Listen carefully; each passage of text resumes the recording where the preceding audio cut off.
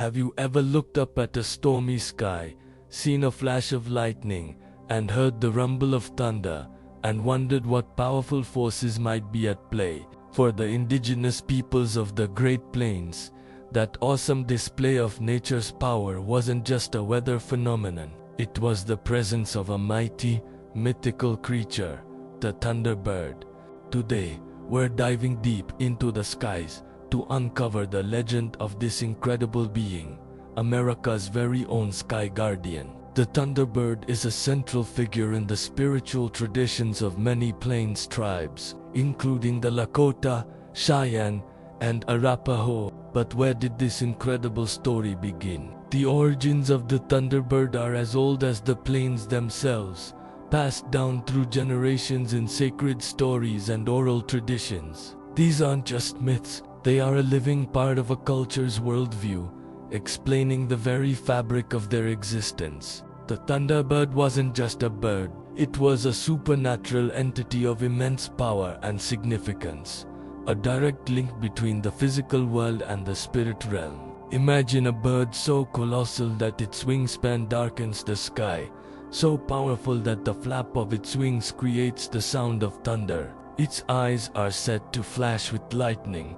illuminating the world below with a brilliant, terrifying light. This is the Thunderbird. It dwells high in the mountains, hidden among the clouds, ruling over the upper world. When it soars, it commands the weather, bringing the life-giving rain that nourishes the plains, but also the fierce storms that remind humanity of nature's untamed strength. For the Plains people, the thunder and lightning weren't random acts of nature. They were the Thunderbird making its presence known, a celestial drumbeat echoing across the land. But the Thunderbird was more than just a master of the storm. It was a benevolent protector, a guardian of humanity. In many tribal stories, the Thunderbird watches over the people from its high perch, defending them from evil spirits and malevolent forces that lurk in the world below. It was seen as a force for good,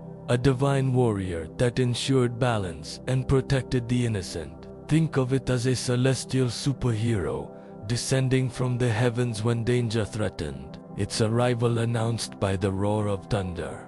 This role as a protector made the Thunderbird a revered and respected figure, a symbol of safety and divine intervention in a world filled with challenges. One of the most dramatic and widespread legends involves the Thunderbird's eternal conflict with a powerful underworld creature, the giant horned serpent or water monster.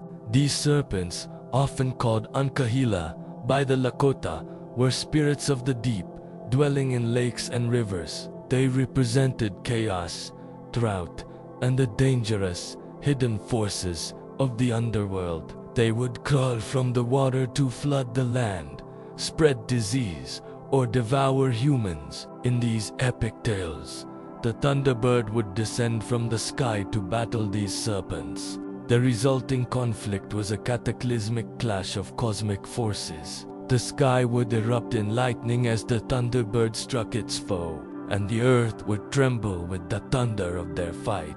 The Thunderbird's victory would restore balance, drive the serpent back to the underworld, and ensure the survival of the people.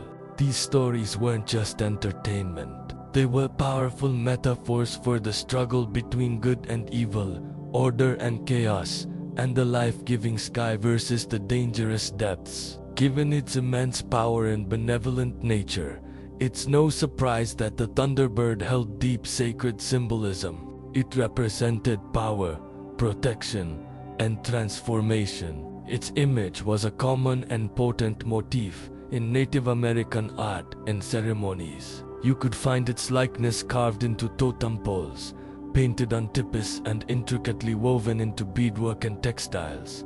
These weren't just decorations. They were sacred symbols, invoking the spirit and power of the Thunderbird. Warriors would wear its emblem into battle, believing it would grant them strength and courage. Shamans would call upon its spirit in rituals to bring rain or to heal the sick.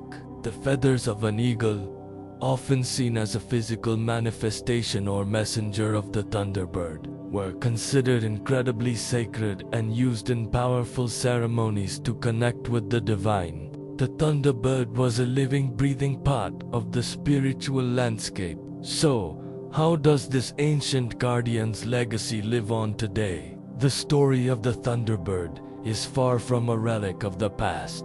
It remains a vital and enduring part of Native American culture and identity. The stories are still told, the art is still created, and the sacred ceremonies continue to honor this powerful spirit. The Thunderbird serves as a powerful symbol of resilience and cultural continuity, a reminder of a deep spiritual connection to the natural world that has persisted through centuries of change and hardship. It represents a worldview where nature is not something to be conquered, but a realm filled with powerful spirits and sacred beings. The image of the Thunderbird continues to inspire awe and respect, not just within indigenous communities, but among anyone who hears its story. It's a testament to the enduring power of myth to explain our world and connect us to something larger than ourselves. The next time you find yourself caught in a thunderstorm,